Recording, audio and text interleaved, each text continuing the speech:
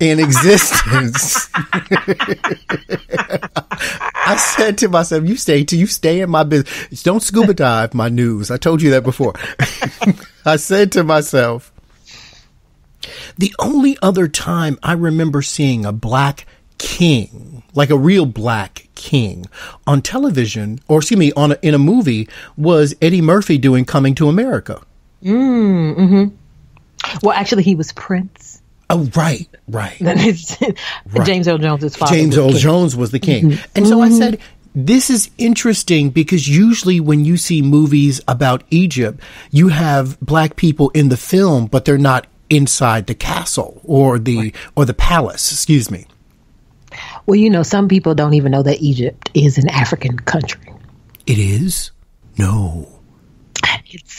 Yeah, or my favorite, black people couldn't be that smart to build those pyramids. Aliens had to do it. Oh, okay. Vibranium.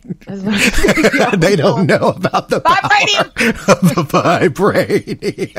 vibranium. You funny for that. But it's again a part of the erosion of true African history and the misdirection. But every time you see a movie, The Last King, think about the number of movies that you've seen where there have been Oscars given to the actors who've played rulers, kings, queens, etc., etc. I remember looking at this one Oscar nomination for The King's Speech, and I looked at it and I was like, so y'all gonna give this man an Oscar for doing something that I do every day? Like talking to people? Like, I don't see what are the stakes here?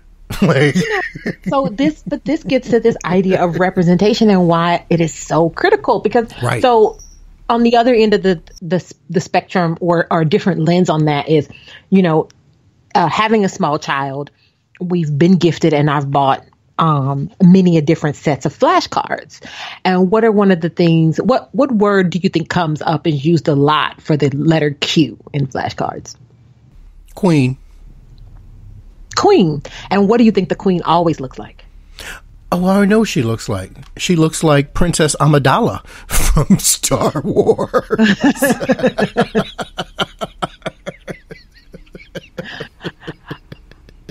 I don't know nothing about that. What I do know is I don't know. Don't act like you don't know Natalie Portman.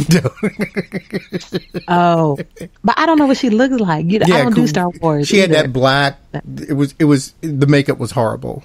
The makeup was horrible, but yeah. Oh, I think I kind of know what you're talking about. No, They look like quote unquote like an Elizabethan queen, right? This idea of like this very European idea with the gold crown and the jewels.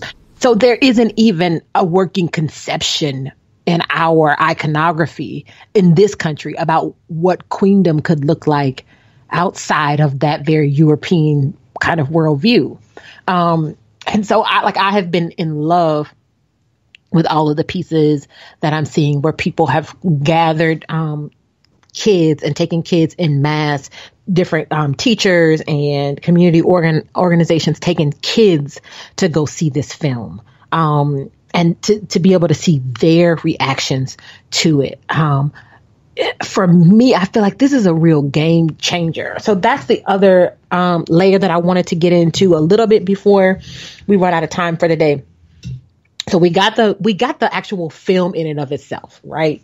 How amazing it is, how wonderful, all the joy that it brings. And it's a good story, right? It's a good story. And there's so many different layers that we can see being expounded upon as the series continues. So I'm just really excited to see what happens in this franchise. But there's a whole other parallel process that's happening. And that is its impact on Black culture globally.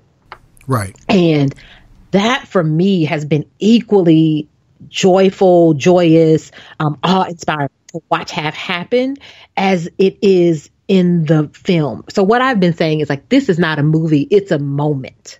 Like this is a real moment in our collective Black entire diasporic experience around how we see ourselves. And I also think like what our new expectations are for how other people should see us. I think the whole game has been elevated with this movie. I agree with that. Just a little bit to like make that real, right? So like the first weekend here in the U.S., the movie made around $218 million. To date, it's expected to have made $520 million worldwide. Right. So, you know, that's been an old trope in Hollywood, or old lie in Hollywood, right? That black films don't sell. And I think we've been seeing that myth be like really eradicated. I would probably say really strongly in the past 5 years, but probably slow going in the past 10, right? That there's starting to be some shifts around that. No. After this movie, that you can't tell that lie.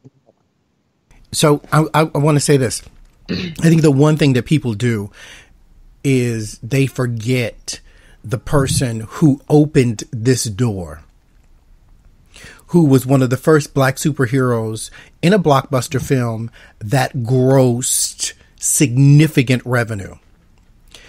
That's our brother Wesley Snipes, who did Blade. Mm-hmm. Mm-hmm. We often forget about him. Right? That was the late 90s, 2000s. But even we can't forget, and it wasn't the best of films, bless his soul, but we can't forget Michael Jai White, who did Spawn. So I think it's not that this hasn't been in existence. The difference between Spawn, Blade, and T'Challa or Black Panther is that Spawn was a spawn of hell who was an anti-hero. Right. Blade was a vampire who also was a daywalker, which makes him, again, an anti-hero. Black Panther is a hero. Mm-hmm. Period. And so this is the first time that you had a hero who stood above reproach, who had one of the highest moral fabrics I have ever. That's what I wanted to do when you were talking seen. A second ago about our conceptions about King and stuff. When we were talking about him as a leader versus a manager. Yeah. Baby, spoiler alert.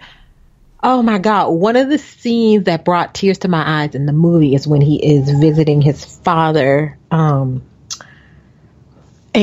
he's having this conversation with his father and saying, I'm not ready.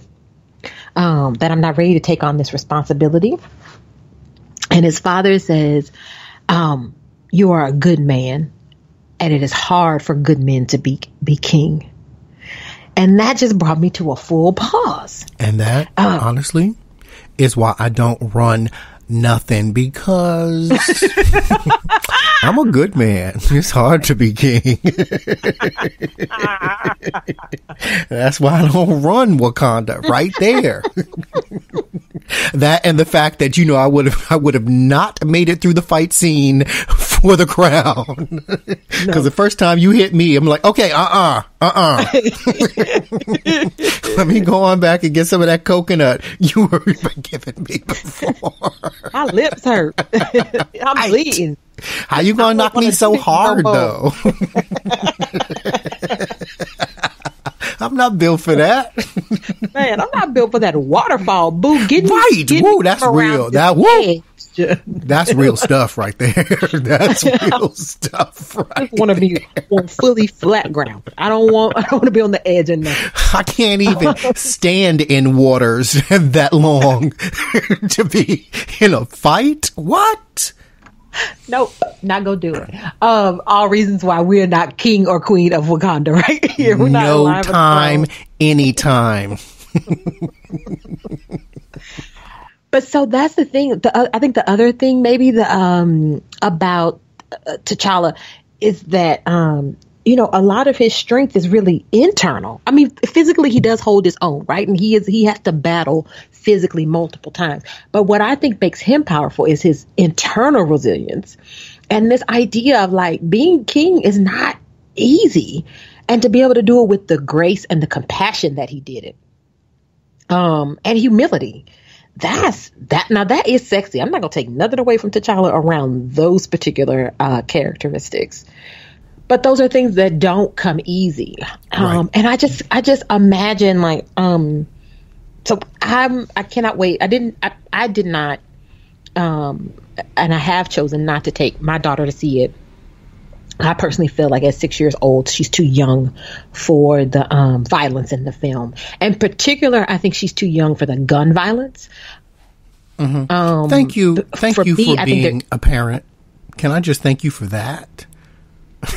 I'm not getting into that because I know lots of parents have made different choices for their kids. I'm not touching that one. But guess what? This is why you have me here. I'll touch it.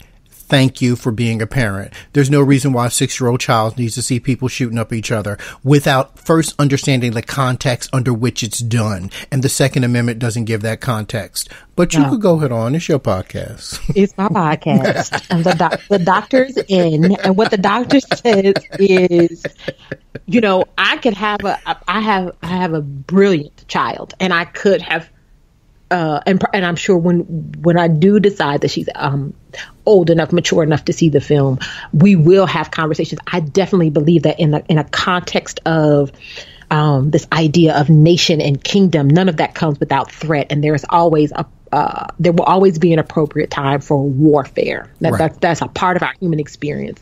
So if the film had only included ritual battle and had only included warfare for the kingdom, I probably would have been a little bit more lenient in taking her. But there is some, for me, kind of what I would call unnecessary gun violence, and a lot of like up close unnecessary gun violence and loss of life that I'm just not willing to expose her to at this point, regardless of the offset of all the other beautiful parts of the film. That being said, in thinking about the young people who are going to see the film, who can have a conception of really kind of putting things in a broader context. I just can't imagine like being 11 years old or 12 years old as a little girl, a little Black girl, and seeing Okoye up on screen, or seeing Nakia in her stealth and her strategy up on screen. Like, for me, that feels like such a game changer, to see little Black boys to be able to see a man that is not caught up in this whole like bullshit, toxic male, fragility, right? Like T'Challa is powerful because he's not hard. And that is such a juxtaposition to every other image around Black masculinity that exists out there. Even further, I just say more. Oh no, go ahead. I'm sorry. No, I'm saying you say more.